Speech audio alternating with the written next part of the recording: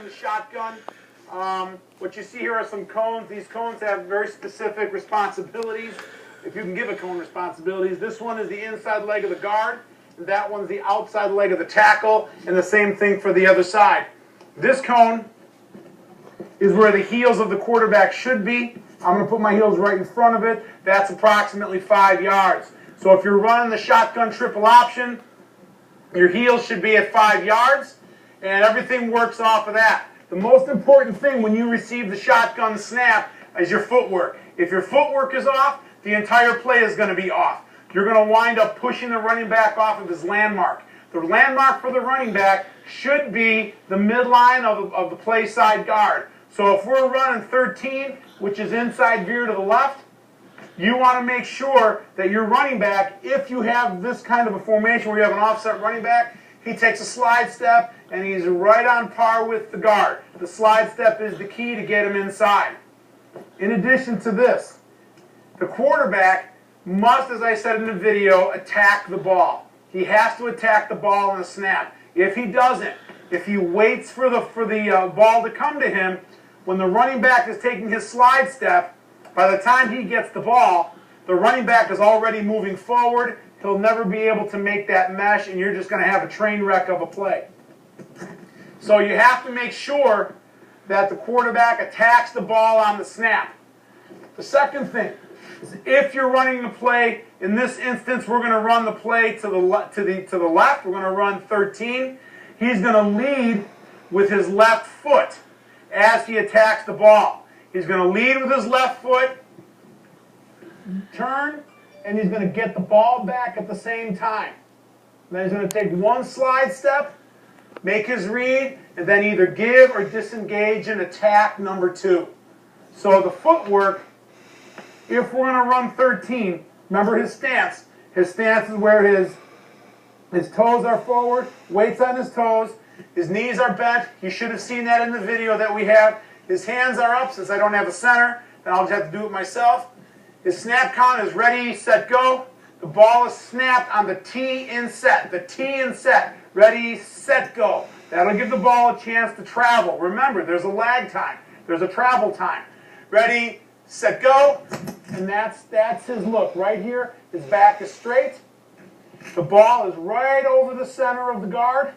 And he reads, slide steps, pulls, and then attacks number 2, making sure he pulls right back into the sternum.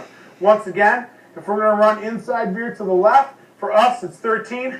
Ready, set, go. Right here. Attack the ball at the snap.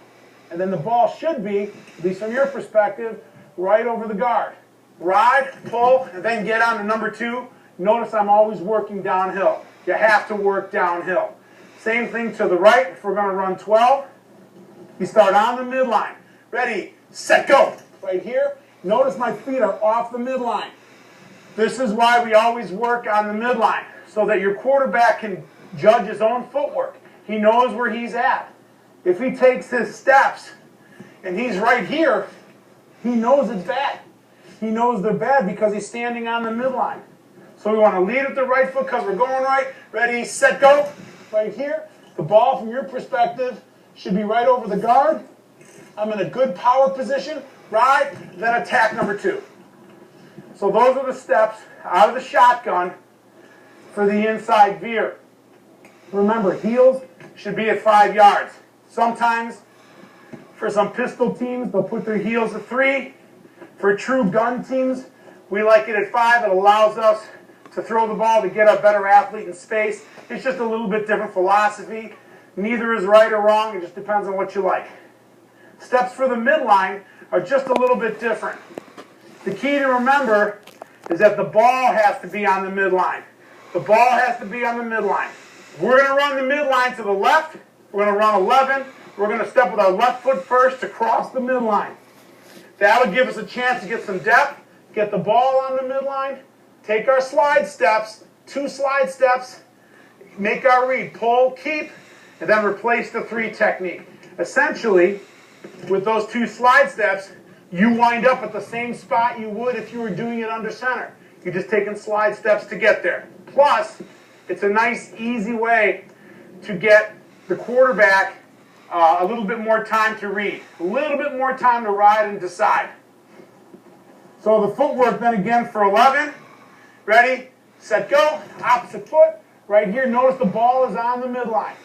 The ball, I'm actually a little bit tight. The ball is on the midline. Now the running back, I'll place the ball there for a minute.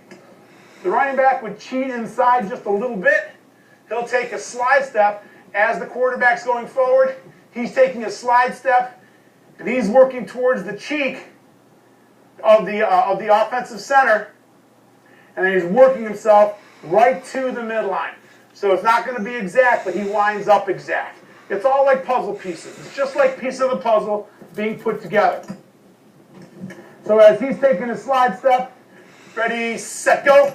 Quarterback is on the midline, slide step, pull, and then get upfield, depending on where, or whether it's a give or a pull.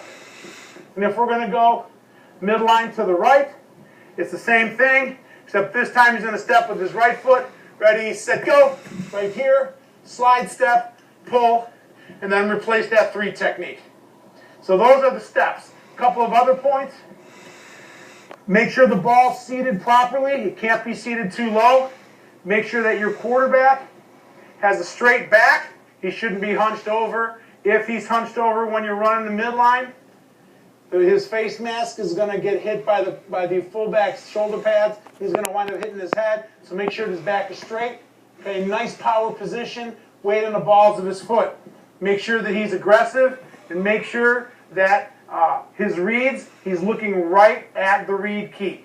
Even in the beginning, if it comes up, whether you're running inside veer or midline, he comes and points to his read key. So he knows exactly who he is. Whatever count system you're using, your quarterback has to be absolutely positive that he's looking at his read key. Ultimately, to my mind, it didn't matter to me if my quarterback stared his read key down, as long as he knew it, because he's going to have to react off of him anyway. Hopefully through the course of this